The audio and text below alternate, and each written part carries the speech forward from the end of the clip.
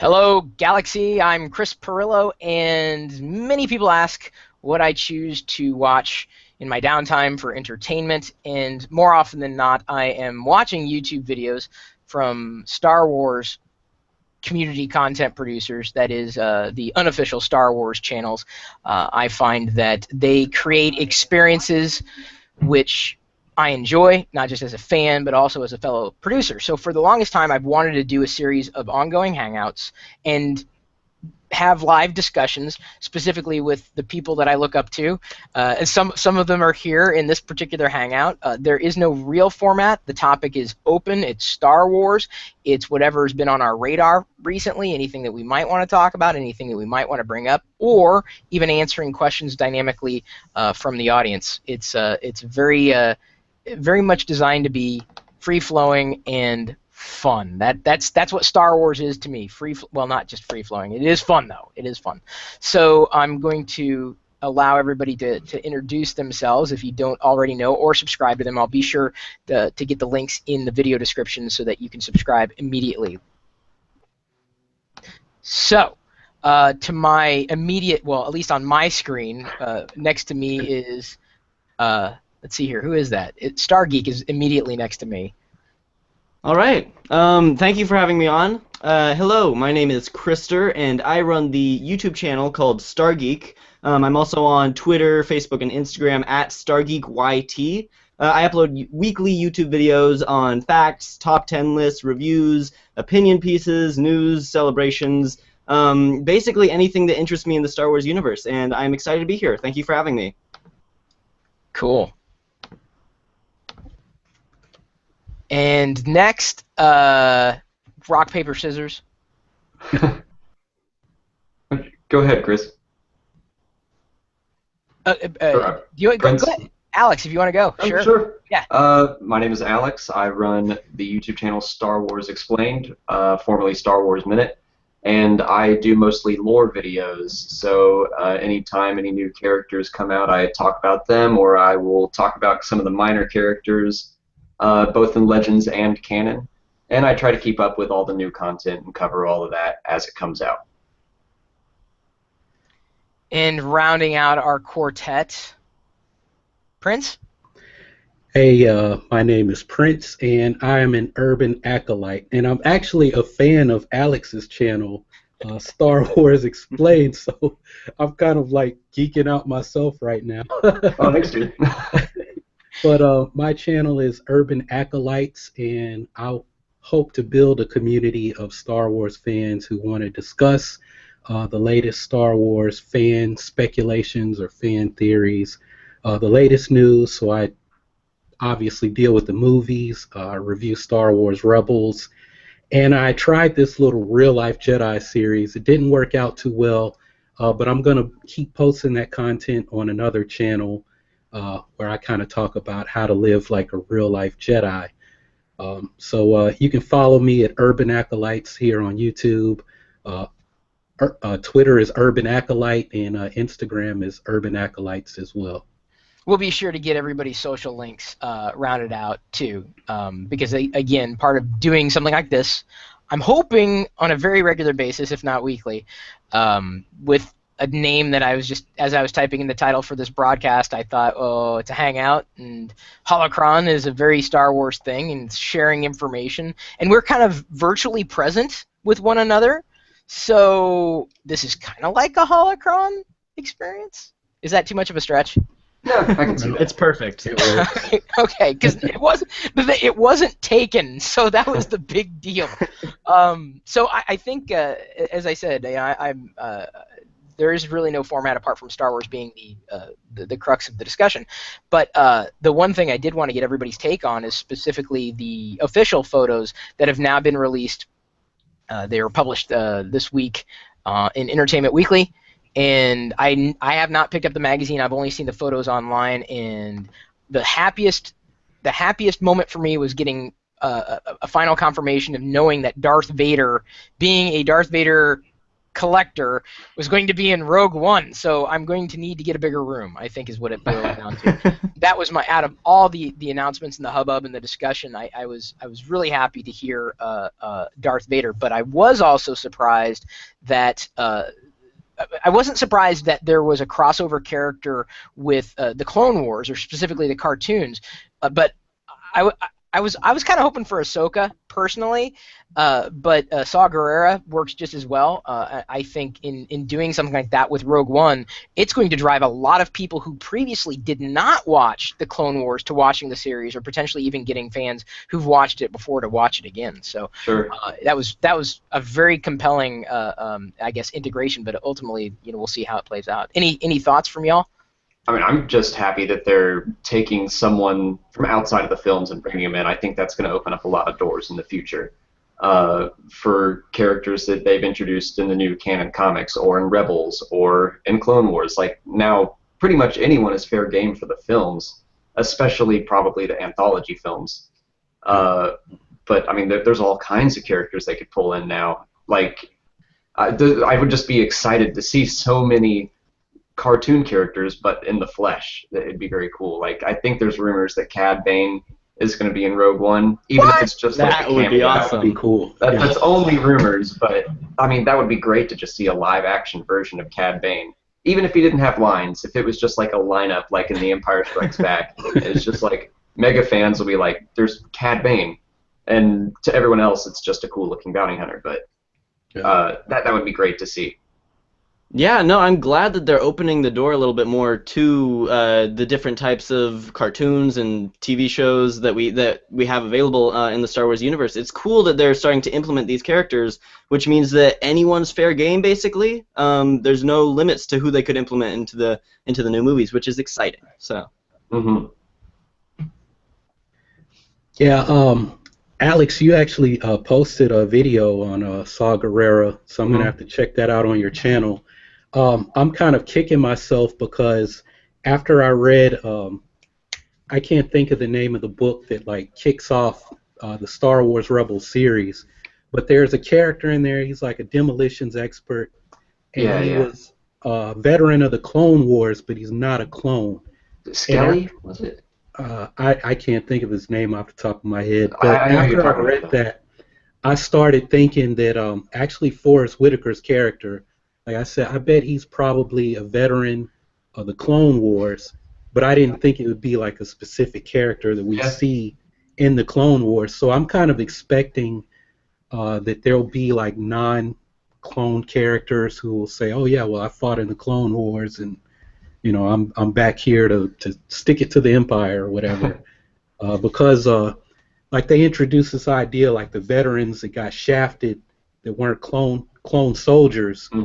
Like, yeah, it is Skelly, where I can't remember what his injury was, but I don't remember if it was a robotic arm or something, but just that whole idea of like there's these pissed off veterans that want to get the Empire, so they'd be all in for the rebellion. Yeah. And of course we've seen a lot of the crossover between the Clone Wars and Rebels, specifically in the recent season, and I'd expect even more deeply so in the upcoming season, with Darth Maul back in play, Ahsoka still in play, Rex, a whole cast of characters including Darth Vader. But the only thing that I think in terms of controversy this week, and of course I'm sure if I dug a little deeper I could find more controversy within the Star Wars community, was specifically, and I don't think this is scuttlebutt, I believe they're not sure whether or not they're going to do the opening crawl, the classic text crawl for Rogue One. They haven't decided one way or another. Yeah, I don't know what they're going to do. Like, I could see it going either way. Since they're all supposed to be different genres, but also I think every book and every issue of every comic starts with a crawl. Yeah. So it seems like they're maintaining it. So I wouldn't be surprised to see a crawl, but I also wouldn't mind if it weren't there, just to keep that as like a saga-only thing. I'd be disappointed. Really? There's something about it that just makes you get ready for a Star Wars movie. Exactly. I mean, I hyperventilated to the point where I almost passed out. I'm not joking. For The Force Awakens, I couldn't I needed to breathe. Yeah. So it just got me. It amps you up, and it really sets the stage. I very much look forward to that. Yeah, I think I would be pretty disappointed by it. Not to say that it wouldn't feel like a Star Wars film, because I don't know what a Star Wars film feels like. You know, I have no expectations for Rogue One apart from it, you know, being set in the overarching saga. Hmm. But yeah, I think that would I would fall in the camp of I would be disappointed if they didn't go with the crawl. That's fair. Personally, I mean, I don't. Someone else isn't. I'm like, doesn't bother me a bit. You know what I mean? Like, No, everyone's yeah. got their own take. It's nice how they've been keeping that up in the comic books. I know that they do it a lot, like Alex was talking about, but and the books too. But I think that it would almost be better not to have it for this and keep that as a saga-only thing, because it kind of separates it and it tells you that this is an anthology film and this one is part of the saga. I think that it would limit them quite a bit to have a crawl at the beginning of each movie, because you have to kind of start in space for it to work really well. I just think it's a little bit too limiting to really fit in with everything. But I wouldn't be disappointed if it was there. I mean, it feels like Star Wars still. So Now that I think about it, it almost might be necessary to have it, because a lot of people, like just casual Star Wars fans, might not realize what they're getting in for. They might actually think it's Star Wars Episode 8, or they're not going to know where in the timeline this takes place. So the crawl would be kind of the perfect way to set all that up. Be like, hey, this is before Episode 4. This is just setting the stage. It's probably the easiest way to do that. I understand that. That would make sense, actually. I do hear that a lot, where people are very confused about what Rogue One really is, or when things are set. So that might actually clear some issues up with that. But I don't know. Prince, what do you think? Well, as you guys were talking, I started thinking about, there's the Han Solo or Star Wars story. I don't know how you guys feel about it, but if they're creating this new backstory for Han Solo and there's no crawl, and you sit down for a Han Solo movie, for me, I need to know, like, what is going on with Han Solo. Did he just get kicked out of the Imperial Academy or ditch for whatever reason, or what is he doing? It's like, oh, well, here's this new guy that's Han Solo that you have no idea who he is, but he's not Harrison Ford. Like, I kind of need that to set the stage. So, yeah, with Rogue One, we know what's going to happen. We know the story. We know how it turns out. Han Solo, yeah, we know how it turns out. Unfortunately, we really know how it turns out. But we don't know how he started. So I feel like we need that crawl. For the other movies they might do later.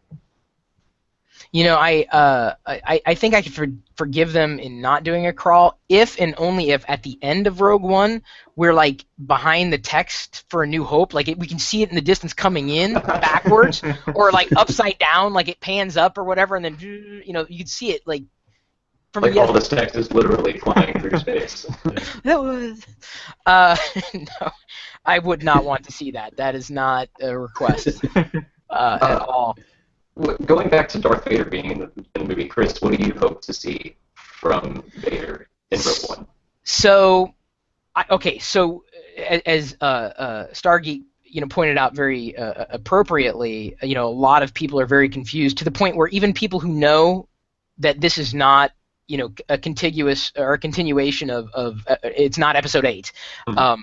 They are already confused, saying, "Well, where are the Bothans?" Like, okay, that was never. No, stop.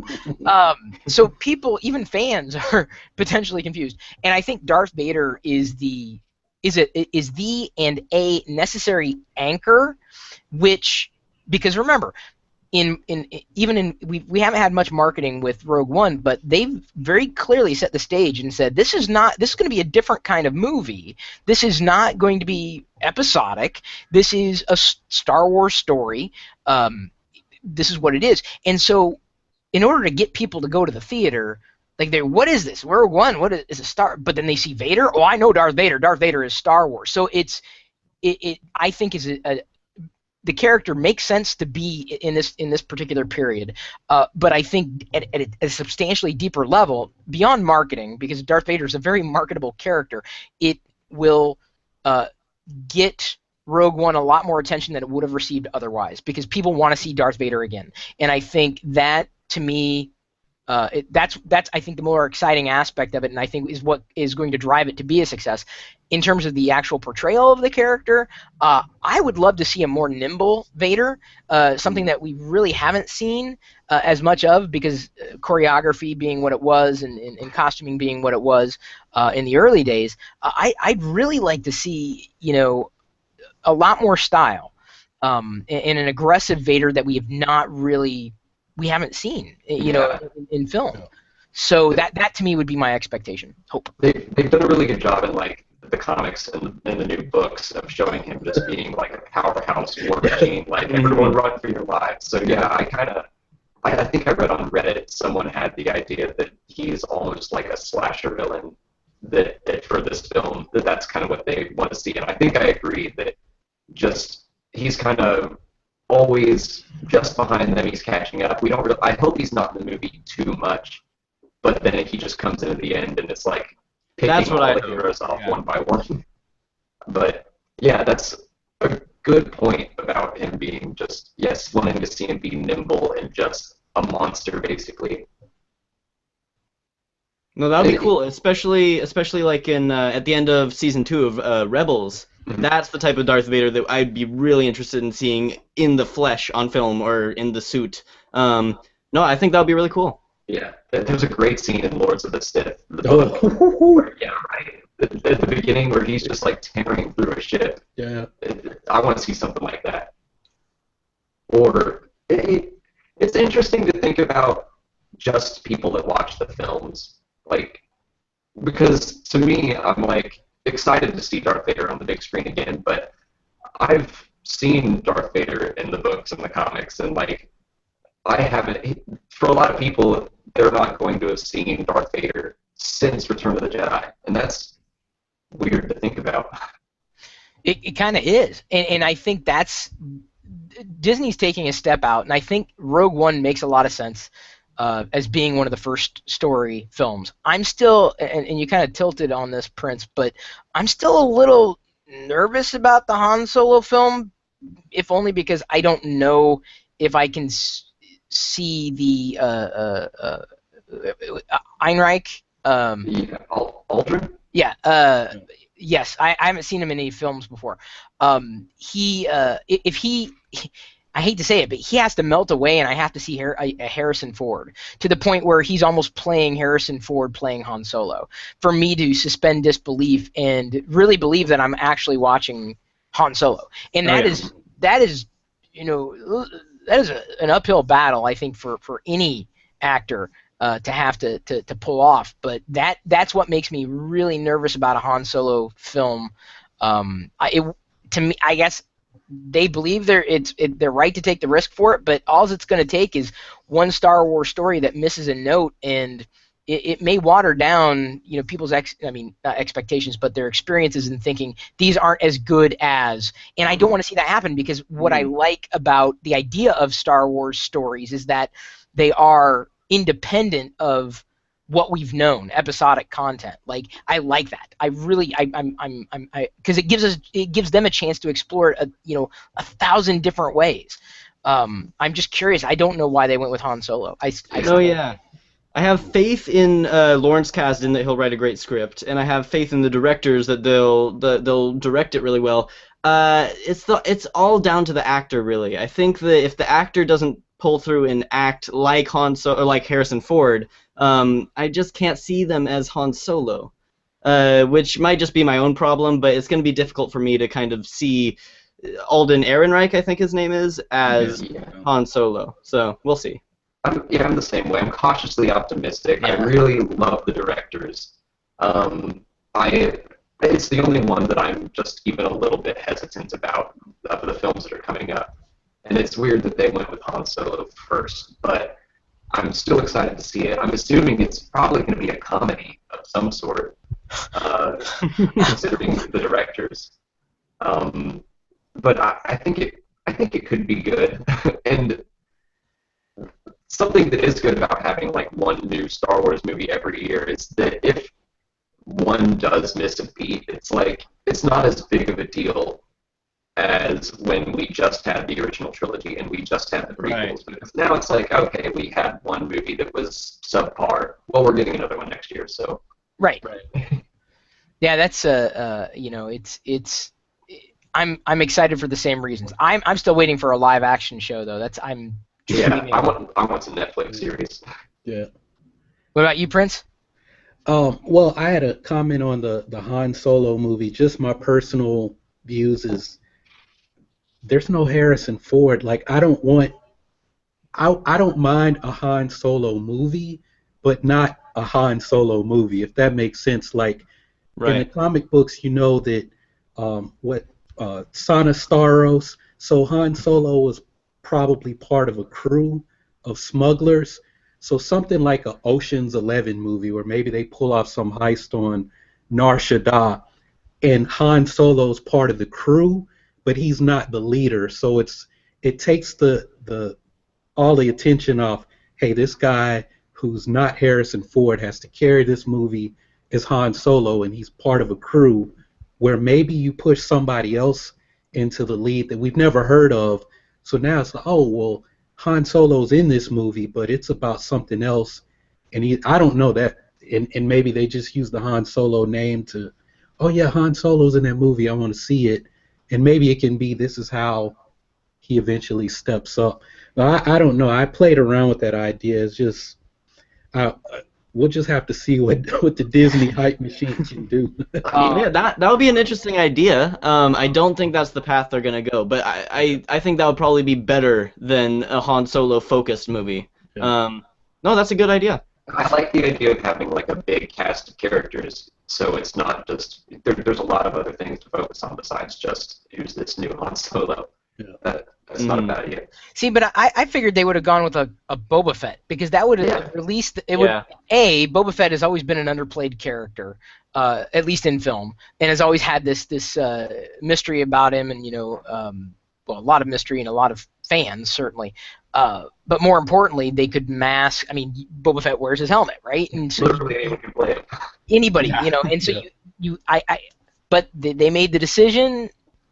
It's their decision to make, and I'm gonna love it. It's gonna be Star Wars, but I just don't know. It's kind of like anytime someone asks, well, what's your favorite one? What's your favorite movie? It's like, what's my favorite child? What's my favorite toy? I can't. I don't know all of them for completely different reasons. The thing that I'm most worried about the Han Solo movie is that, have you heard the rumors that they're going to have a Han Solo cameo in Rogue One? Yeah. I don't want that. I don't either. Really, no.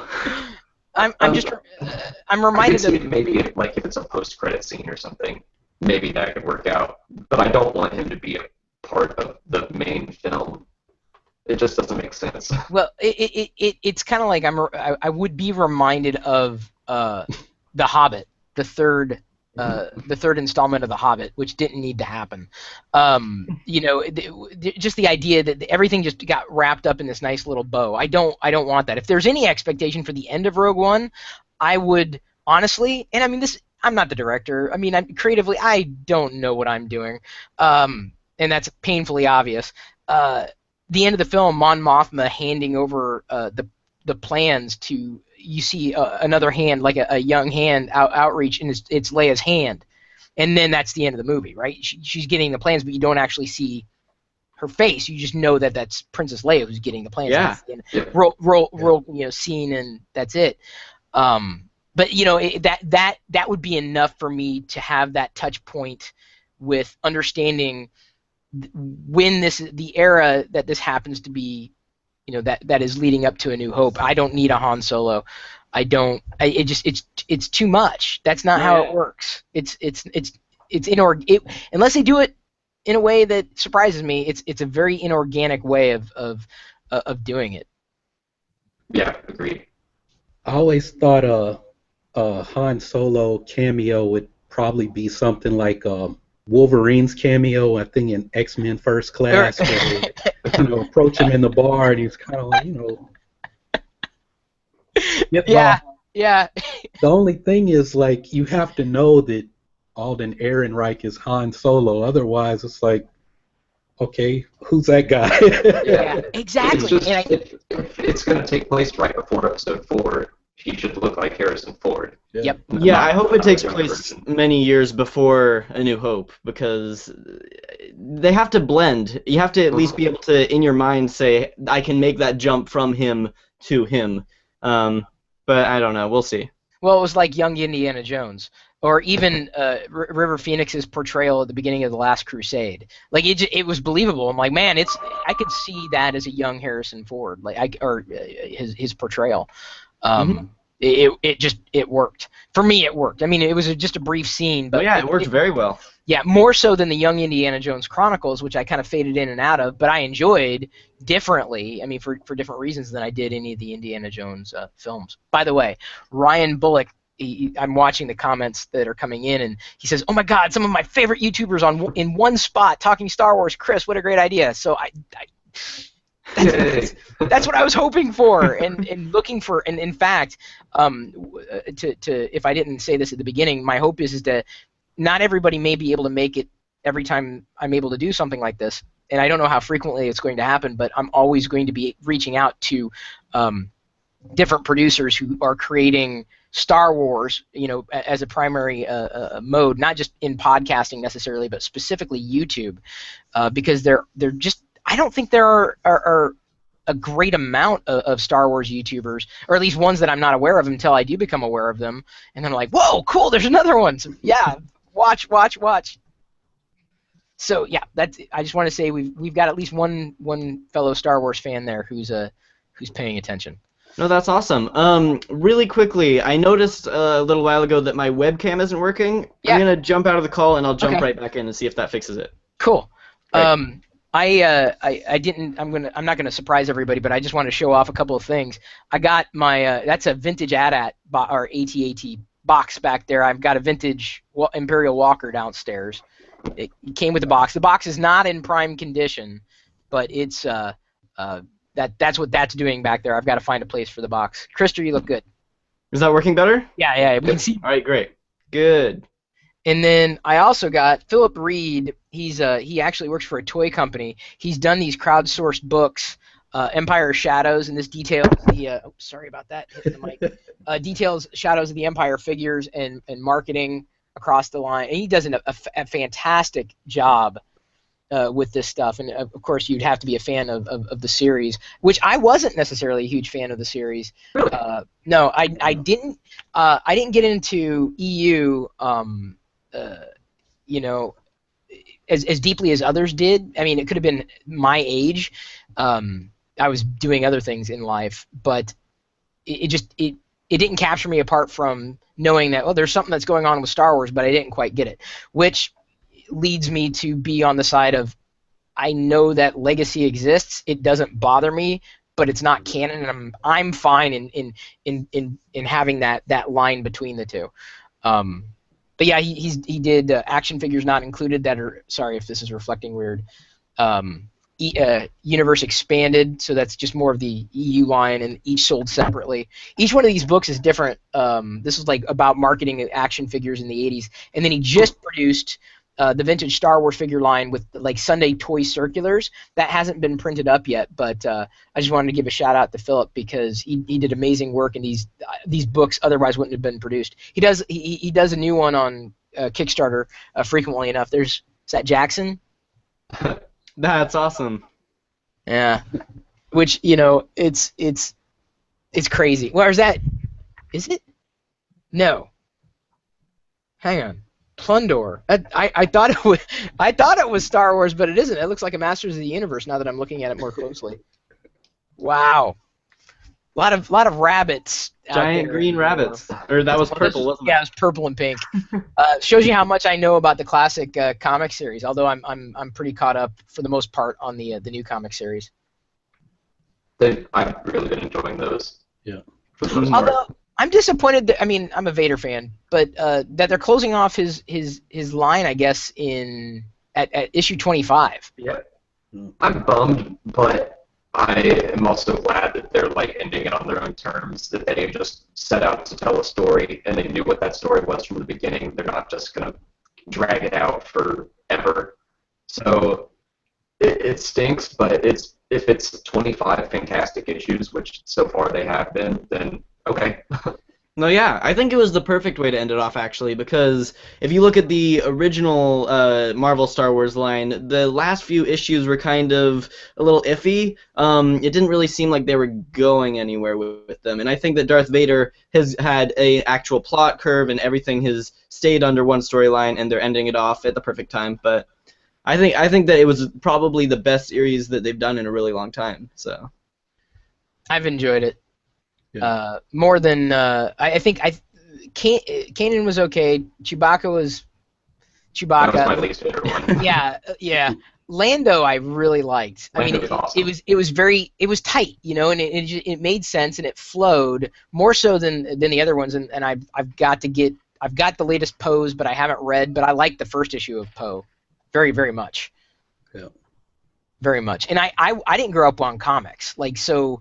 And I'm a child of the 80s, so you know I barely remember the Droids cartoon. And when I tried to sit through it, I couldn't do it. I could get like 3 minutes in, and I'm like, I can't do this. that's understandable, though. How did you pull it off? I like it for its cheesiness and the nostalgia that I have for it. Nostalgia being non-existent nostalgia that I somehow have for it anyway. But no, I like Droids not like as an actually good piece of media, just as a thing. I like that it exists, and Ewoks is a different story, though. Completely different story.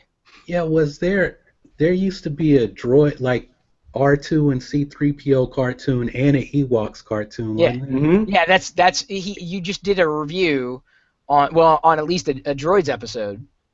Yeah, that's ongoing. I did a review on the second episode in the series, and then Alex and I collaborated, and I for his channel did a whole minute on or a little like, lore video on the history of the Droids cartoon. Yeah, previously I think it was at Retro Blasting had Yeah. done one, which was a fantastic. They always do a fantastic job. But he's more like me, old, is what I'm saying. Very old. You're not old. I actually watched both of those when I was like 5. Okay, well then we're probably about the same age then. That's okay. Yeah, that's why I was like, yeah, I remember watching those. Because I think I got Wicked for Christmas that year. See, I went in recent months to go back and start to fill some gaps in my even though I didn't have like a huge vintage collection. I've been watching a lot more vintage sales on Facebook groups and Instagram, and ended up picking up a few vintage items that previously I didn't have or just remember, including like the series of 45s at a good price. I mean, I always watch for a good deal, but like I don't know. Do you remember these LP? Or I guess 45s. Yes. Droid World. That's awesome. Wow. And Planet of the Hoojibs. This one's a good one for back in the day. I never had colors and shapes, but I'm excited because as Jedi gets older, I'm probably going to look. I'm sure someone's encoded it on YouTube. You will notice time to turn the page when you hear R2D2 beep like this. The ABCs. I got a couple of those. So that one's really nice. Ewoks. Oops, sorry for hitting the mic there. The Ewoks join the fight. I don't think I had this one, so I'm kind of happy to see it. I did have Return of the Jedi, Empire Strikes Back, and Star Wars though. But the Star Wars that we had a skip in it, and it was so hard to hear everything, which is very sad. But yeah, these are the types of vintage items that I'm now keeping an eye out for because I never had them. And Those are awesome. Back in the day. Well, it's so much easier to get vintage items now. Granted, they're sometimes not as affordable as they might have been back in the day, but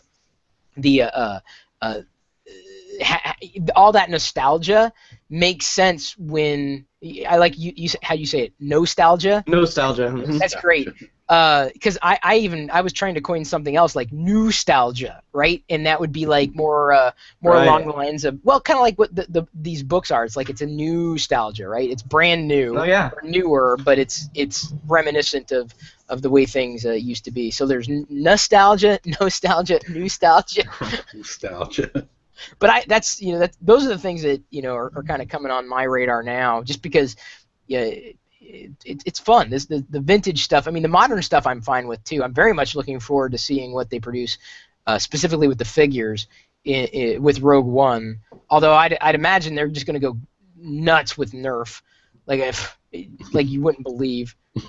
Although now that I'm trying to come full circle, and if anybody has anything else to bring up, feel free. But one of the more fascinating images from the series that was released this week was their Death Troopers, correct? Yeah. Holding on to, and I guess this is tied into the story, a Stormtrooper doll. So, I don't know if I have any thoughts on that, but had you guys even considered how that might tie in? I'm gonna guess that maybe that was Jin's, like when she was a little girl, because if Galen Mads Mikkelsen is her father, and he is supposedly like the designer of the Death Star, so she was probably affiliated with the Empire at some point as a little girl. So I'm going to guess that maybe that's hers, but that's a complete shot in the dark. Yeah, I hadn't. It sounds like a cogent reason to me. It was just kind of like, there'd have to be some kind of personal connection or a story between this. I can't imagine it being like a talisman, but why is this trooper holding on to this? It has to mean something beyond having a significance with another character, and I'd imagine it would be Jin. Right, maybe Star Wars is just so popular that even the Star Wars characters have to collect it. That's what I was, like, are they really hurting for merchandise sales? Like, I don't go anywhere without my Stormtrooper doll. Is there a string on the back? I can't hit anything. It lets out the Wilhelm scream. Maybe it's like Imperial propaganda, like little Stormtrooper stuffed dolls, like fun for the whole family, like. Yeah, it was. I didn't even notice it the first time I looked, and then the second time I was like, okay, cool. I'm glad that, they're letting things out the way they are. Although I expect to hear more about Celebration. Are any of y'all going? No, not the London one. I'll be going next year. London. Yeah, I'm kind of in the same boat, or not boat. Yeah, Not boat. It's a shame. Or airplane over there. Yeah, it is disappointing, but I also heard Scuttlebutt suggesting that this would be the last Celebration that would not be happening in the U.S. Really? Yeah. Really? Now that that would have been a rumor, and like I said, Scuttlebutt. It was like, okay, I saw it, and I'm like, okay, I don't think that's official or unofficial. I don't know if there's any rhyme or reason to it, but I don't know. I mean, maybe they're crunching numbers and seeing that certain things work out better in certain places. But I am not privy to any insider. I don't know anything. And I'm not the kind of guy who likes to spread rumors. So do not take it as gospel truth, because it isn't. unless Reed Pop actually comes out and says something. Anything else hit your radar this week that you wanted to bring up? Because I know that we started it a little late, but I don't really have any specific timeline. But I know Alex has to scoot out here in a couple of minutes. Yeah. Nothing major. I'm trying to. We covered it. I mean, Rogue One was pretty much right. Yeah, for now. Cool. Well, I'm fine in winding up. I got my talkies out, and I know that Game of Thrones the season finale is in a little while, so I'm anxious for that. And I know I shouldn't talk about Game of Thrones when we're talking about Star Wars. But I did. No, I want to say thank you again. This is just kind of I'm just trying something new. I'll set up another one here. The times may very well shift around, but it is my hope to continue to do something like this, because I need something like this in my life. So thank you. That's good. It's fun. No, yeah, thank you. This was a lot of fun. Yeah, thanks for organizing it. Oh, Yeah, absolutely. this was awesome. Yay! Well, at least it worked for y'all. So that's a win. All right.